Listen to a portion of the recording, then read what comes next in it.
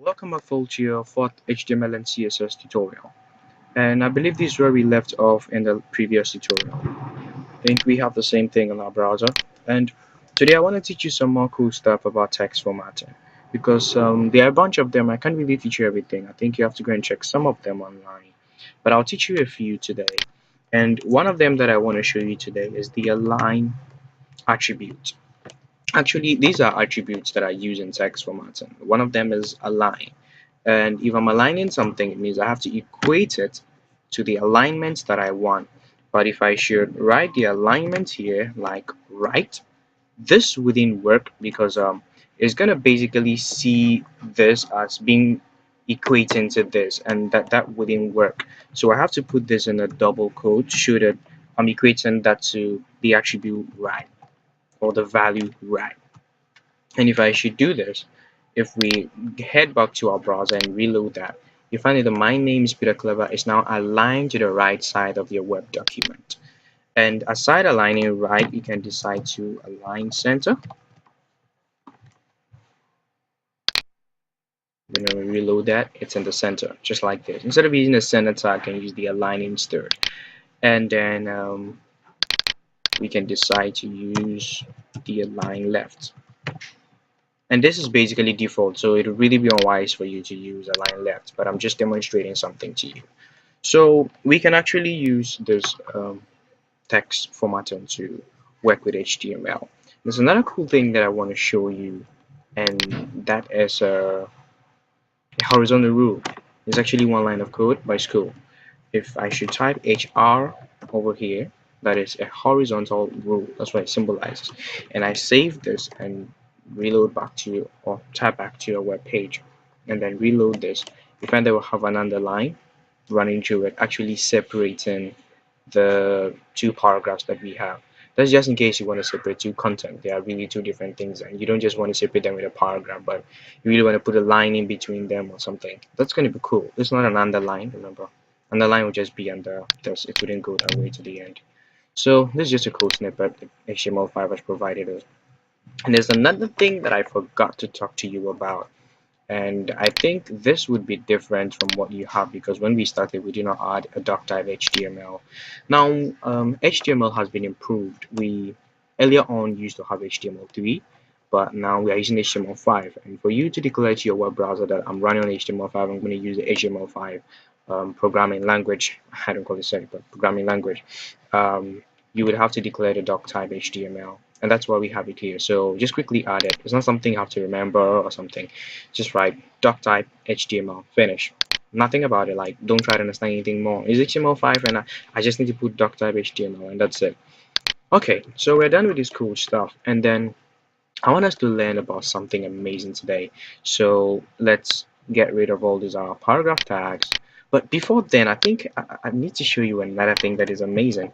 I showed it to you earlier on, but you might not have taken notice of it. So I just want to do it again because you can afford to one day look for something like that and you can't find it. So if you reload this, you find that, okay, probably we want this to go to the next line. What do we do? Because we've wrapped it in a paragraph already. So what do we do? What we would do is now to use the break inside the paragraph. We can in-nest HTML tags. That's one thing you should know. And after I've saved that, we reload this and it's down to the next line. That's awesome. But I need to talk to you about something. When I say you can in-nest them, there are actually wrong ways of in-nesting HTML tags. What are some of these wrong ways that I'm talking about? Let's assume that you want to in-nest an underline to this clever. If you actually put the U tag here, that is right. But if you bring the U tag outside here and close it, this is actually a wrong syntax, even though it might work because some browsers are really forgiving. It worked, but then it's actually an error. You aren't supposed to do this. You have to look at your way of in-nesting. You find the paragraph tag, opened it, and the paragraph tag really closed it. And your underline tag is actually inside the paragraph tag. So the closing should also be inside the paragraph tag. So this shouldn't be there. I think I'll just cut that because I'm lazy and paste it. So this is where it's supposed to be, and this is the right syntax. So anytime you want to in-nest any tag, make sure you don't in-nest it or you don't place the closing tag outside its parent tag or the tag that is containing it. So just remember that this is actually so important. And then we have it still underlined, and that's cool. Okay, so we have learned something cool today, but what I actually want to teach you today is links. All right, and with a link, basically, someone will say, okay, let's put a link tag, and then we close the link tag, and then we write something here, like let's say Google. We save that, and then it runs on Google. That's supposed to be a link tag, but no, we can't click on it. So it means that this link is actually wrong. In HTML, we don't write link. In HTML actually is an A. I know what that stands for. Anchor tag, whatever it is an A, and then it has an attribute of href that equates to now. Then we close that. Then we write a text that we want to see on the screen, like Google, and then we close the A tag. And basically, this would be our link. See the now? It turns to that pointer or that hand when we hover around it, and it's blue and underlined. It shows is a link. When we click on it, it's supposed to take us somewhere. But right now, when we click on it, it really goes nowhere. So how do we tell it where to go? That is what we call the href, a reference. So I have to give it a reference. So we want to link this to Google. So write http, then colon, slash, slash. Who should I say first? Am I right? Anyhow, you get it. Then we have www.google.com. We have this. I think I have my www dot actually. I just two. Sorry. Alright, we have three. And now if we save this and get back here, reload it. Now if we click on it, it's actually loading us to Google. See, it's google.com. But I don't have internet connection, so you understand. But you get what I'm trying to say. So actually, that's a cool thing because most of the websites that you see out there are just full of links. And then we have learned how to really make links today. And I don't want to stop here. You have been able to link to Google. You can link to other places. You can link to yahoo.com. You can link to other places in the whole world, like every other website that you have, you can link to them, just as long as you have the URL in the href tag. Okay, that's awesome. But then, let's look at something amazing. We have just spoken about links, and then I think we would leave it there. We'll come back to it to discuss it in an in-depth manner, but I did want to give you something beautiful. And so we're going to talk about images right now. And an image is more or less not like a link because an image has an img. Instead of spelling it fully, we use an img. And then instead of an href, we are not referring to anything, so we have to provide what we call a source, src. I think that's cool to remember. Then we close it. Now the image tag actually is a single line kind of tag, so we don't close it in two places. You just open it and close it. You remember some other tags that I showed you, like the HR tag and like the BR tag. Yeah, the image is kind of like in that kind of a family. It has just one tag.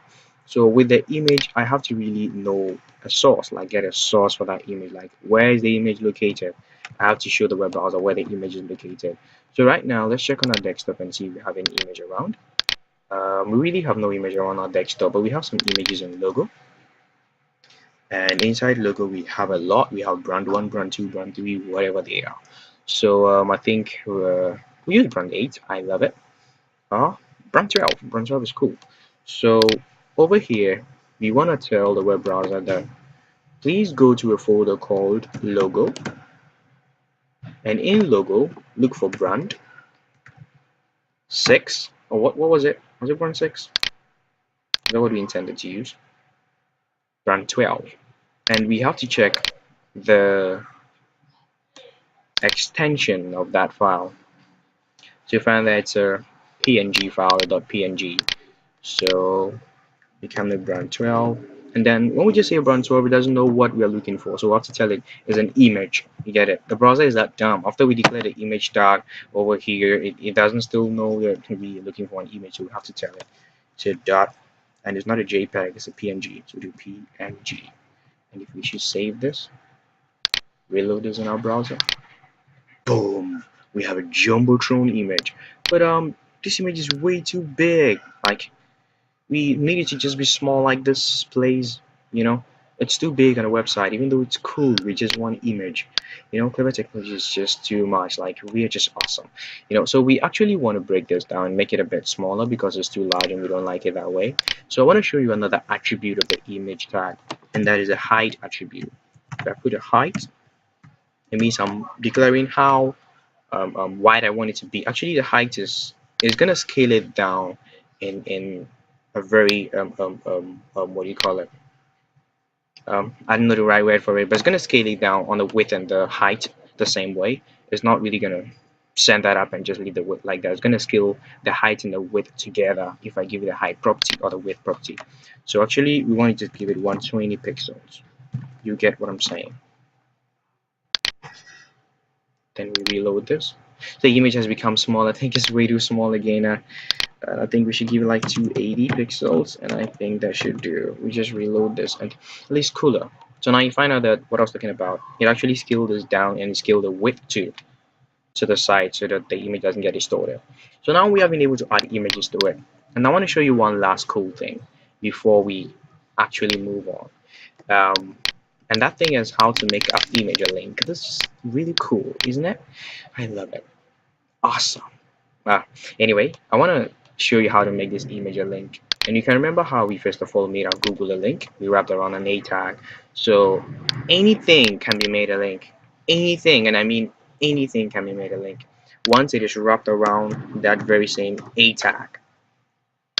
We have the A tag here. It's our image. It's now a link. Yes, it is a link. So where is it gonna send us to? Where's the image sending us to? So we have an href equal to whichever website we want to link it to. Let's say we want to link it to Amazon.com. Forget about the HTTP things. I think you can add those ones later on. Just follow from the last one that I showed you. I can't type all those. So just say Amazon.com and then we save that. And then if we should come back to our web browser and reload it. Now, watch as I hover on it, it turns into that hand tool. It shows it is a link. And when you check down here, just check down here, it shows us that it's leading to Amazon. You see, Amazon.com. So when I click on it, it will actually tell me it's not being found. But this is not leading to Amazon.com because I didn't add a HTTP. So it's actually trying to find Amazon.com on my desktop. So you know what that means. I think that's a bit techy. So we have been able to do amazing things today. You know how to add images to your website, and you know how to add links. You can align left, you can align center, align right. You can underline your stuff. You can italize them, and you can bolden them. And you have really learned some cool stuff. And then please give a thumbs up to this video and subscribe to our channel if you like us, and then leave a comment below to either comment our video or to criticize it so that we know how to work on it to give you the best. We love you and wait for our next tutorial. Bye.